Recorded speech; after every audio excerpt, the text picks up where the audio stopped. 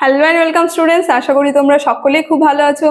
জ্ঞানজ্যোতি coaching সেন্টারের পক্ষ থেকে তোমাদের সবাইকে আরও একবার স্বাগত। তো আমি মীরা ম্যাম, আমি আজকে তোমাদের ফার্স্ট সেমিস্টার এসএসসি বেঙ্গলি থেকে আবার একটি নতুন টপিক নিয়ে চলে এসেছি। আজকে আমি যেটা নিয়ে আলোচনা করব, দেখো সেটা আমি বোর্ডে লিখে দিয়েছি, কাল্পনিক সংলাপ রচনা। এই কাল্পনিক সংলাপ রচনাটা আসলে কি, বা কাল্পনিক সংলাপ রচনা কাকে বলে, এই দুটারই অ্যান্সার একটার মধ্যে দিয়ে হয়ে যাবে। এটা নিয়ে আমি আজকে তোমাদের সঙ্গে বিস্তারিতভাবে আলোচনা করব। আলোচনাটি শুরু করার পূর্বে তোমাদের ছোট্ট করে একটা ইনফরমেশন দিয়ে দিই।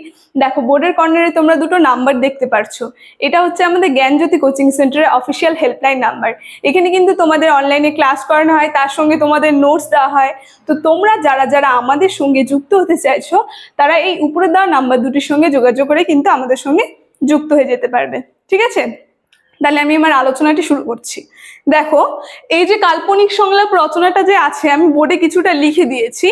এই বোর্ডের লেখাটা আলোচনা করার আগে আমি তোমাদেরকে আগে একটু বুঝিয়ে দিই কাল্পনিক সংলাপ রচনাটা আসলে কি। দেখো, কোনো একটা বিষয় থাকবে। এই কাল্পনিক সংলাপ রচনা বলতে আমরা জানি, রচনা বলতে কি, কোনো একটা বিষয় থাকবে, সেই বিষয়টাকে কেন্দ্র করে কোনো একটা ব্যক্তি তো একাই কথা বলতে পারে না, তাই না? তো সেখানে দুজন থাকবে, দুটা ব্যক্তি থাকবে, দুজনের মধ্যে যে কথাবার্তা বলবে বা আলোচনা করবে, সেটাই কিন্তু চলে যায় কাল্পনিক সংলাপের মধ্যে। যেমন ধরে নাও, দুই বন্ধু রয়েছে, দুই বন্ধু স্কুল যাওয়া নিয়ে কথা বলছে, স্কুল প্রসঙ্গে কথা বলছে। একটা বন্ধুর নাম আমি দিয়ে দিলাম রুমি, আরেকটা বন্ধুর নাম দিয়ে দিলাম আমি সুমি। তো এরকম দুই বান্ধবী কথা বলছে যে তুই কি কালকে স্কুল যাবি? আরেকটা বান্ধবী অ্যান্সার দিল হ্যাঁ যাবো, তুই যাবি? তো এই যে দুজনের মধ্যে কথাবার্তা, আলাপ আলোচনা, এটাই কিন্তু চলে যায় এই কাল্পনিক সংলাপের মধ্যে, যেখানে দুজন ব্যক্তি থাকবে, একটা বিষয়কে কেন্দ্র করে তারা আলোচনা করবে। ঠিক আছে, তো আমি বোর্ডের আলোচনাটা এখন বলি।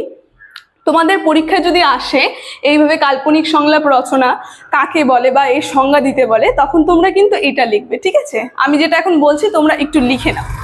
দেখো, বাংলা সংলাপ, ঠিক আছে, বাংলা সংলাপের ইংরেজি প্রতিশব্দ হচ্ছে ডায়লগ। ডায়লগ বলতে আমরা বুঝি যে কোনো কথাকেই বলে। আর সংস্কৃত সম যোগ ল যোগ অ, এই তিনটা মিলিয়ে কি হয়? সংলাপ। মানে ইংরেজিটাও বললো আর তার সঙ্গে সংস্কৃতটাও বললো এই সংলাপে। ঠিক আছে, তো সব প্রতিশব্দের মূল কথা হচ্ছে, মূল অর্থ হচ্ছে কথা বলা। এই যে ডায়লগ আর সংলাপ, এর মূল অর্থটা কি? কথা বলা। আমরা যে সাধারণত কথা বলি সেটাকেই বলা হয় সংলাপ। ঠিক আছে, দেখো, সংলাপ হলো দুই ব্যক্তির মধ্যে কথোপকথন বা আলাপ। সংলাপে সাধারণত কোনো বিষয়ের উপর ভিত্তি করে দুই বা তার ততোধিক ব্যক্তি বিনিয়োগ করে থাকেন। ঠিক আছে, তো এতটুকুন লিখলে হবে না, আরেকটিও তোমাদের লিখতে হবে। সেটা হচ্ছে, দেখো, প্রথমে যখন কোনো শিশুর জন্ম হয়, তখনই কিন্তু সে হুট করে কথা বলে না, তখন সে কি করে? হুট করে কেঁদে ওঠে। সে কেঁদে উঠে সে প্রমাণ করে যে তার একটা অস্তিত্ব আছে। তো তখনই তো সে কথা বলা শুরু করছে না, সে ধীরে ধীরে কথা বলা শুরু করছে। তো এটারই উদাহরণ দিয়েছে, তোমরা একটু লিখবে এটা তারপরে, যে শিশু জন্মের পরই কি হয়, জন্মের পরেক্ষণই সে কথা বলতে পারে না, শিশুটি কেঁদে প্রমাণ করে যে সে আছে।